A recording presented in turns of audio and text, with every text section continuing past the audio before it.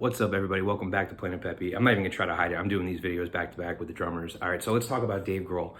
Nirvana was a great band before Dave Grohl, but let's make no mistake about it. They put on Bleach. They put on great live concerts. You know, they were great in Seattle, well known in Seattle as this underground band. But Dave Grohl really came on, and like I said in the last video, Kurt and Chris really wanted to find the right drummer. I think that they were looking and thought they had him at some times, but they knew the sound they were looking for, and they knew the kind of production that they were looking for. And miraculously, here's this guy from a band called Scream who just broke up out of nowhere, and his name was Dave Grohl. And Nirvana, I think the band Nirvana went to go see Scream in concert, or had just happened to see them in concert once or twice, and they were all like Chris and Kurt were like, look at this drummer. Like, who is this drummer? Like, his name's Dave. He has perfect metronome timing. He beats the hell out of the drums, but he's not sloppy. He's tight. He's precise. He pulls it all together. And I think that they wanted him for a while, and then they saw their opportunity, and I think they invited him out to Seattle or Aberdeen, Washington, where they were staying, and like Chris just basically like somehow scrapped together money for a plane ticket to go see these guys and talk to them. And their first couple of days together, they didn't even play music. They just kind of hung out, you know? They just kind of were like, let's see if we could be friends here. Like, because Kurt always said, you know, like, getting along comes first, and then the music compatibility comes second. Maybe that hints towards some of the other drummers why they didn't stick around. I don't know. But Dave Grohl, I think, is a great musician. The Foo Fighters, I'm not even going to bring them up. That might be a whole other video. But what he did for Nirvana, he did do something for that band. He did help Nirvana. He really brought them to not the next level, not this level that they couldn't have reached, but he, like, even in live performances, I feel like really like just made it bang, you know, like really made it go. And it was a super group. At that point, Nirvana had become a super group. You have Kurt Cobain, who was one of the greatest rock and roll icons of all time, meeting up with a legend in himself, Kurt Cobain, who had the stability and the bass knowledge of guitar, or of bass guitar, of bass amps, rhythm and blues.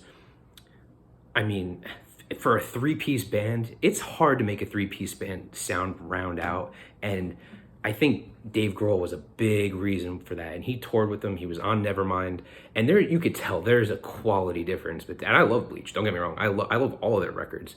That some of them I haven't mentioned yet, but but Bleach, you could tell there's a difference between Bleach and Nevermind. I don't think there was that much of a difference of money. Maybe they were a little more stable because they produced or they put out one record already. So maybe when they switched from what's it called, Sub Pop, which was Bleach, and then they went over to, I think it was Geffen Records, or was that on in Utero?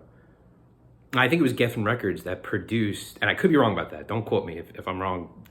Hate me down in the comments. But I think it was Dave Grohl. When they switched over, there wasn't that much of a production difference in terms of money. I think it was just like he is making those drums like go. And he's still a great musician, but I really think he came onto the scene and just added that not the last piece to Nirvana that they needed, but that last oomph, that last little like let's just crank this up. There we go. Like, fuck yeah, Dave Grohl really helped out that band get just that half step above where they were. And I think Kurt always appreciated that. And you could say things like, Kurt, I know Courtney loves, like, oh, Kurt hated you, Dave Grohl. Dave Grohl can get a little annoying, don't get me wrong, like, but I don't think, I mean, you know how many times I've probably told one friend to another friend, like, oh, I hate him so much, just out of anger, not even out of gossip. But then it's like, I see him the next day and it's like, I don't hate you, man, we're boys, like, kind of thing. I guess I'll cut it here. But Dave Grohl really, it was not a miracle that they found each other, but it was pretty circumstantial. It was pretty happenstance. That easily could have fallen apart. You know, but they all had the persistence, and they came together and they put together two great records. And they put on a lot of great live shows that I can only watch on YouTube. I can't see, I was 3 years old when they were touring. I was playing with blocks. I didn't know who Nirvana was, But they were out there, and you know, the three of them really shook up the music world. My next video is going to be about Chris Novoselic, and then we're going to build up. I might talk about a concert or two in some other videos, but I felt it appropriate, even though I think Dave Grohl might be the better musician than Chris Novoselic. Chris Novoselic deserves the second to last video on this. So and then obviously, do I even need to say who the last video is going to be about? Because we haven't talked about him much yet. But I did want to round this out. So this is the Nirvana Chronicles Part 6, I believe. If I got that wrong, I'm sorry. I'm kind of losing track here. But I do want to be thorough. So Planet Pepe, everyone. Dave Grohl is amazing. All right. Take care. See you in Part 7. Bye. Storm Cloud.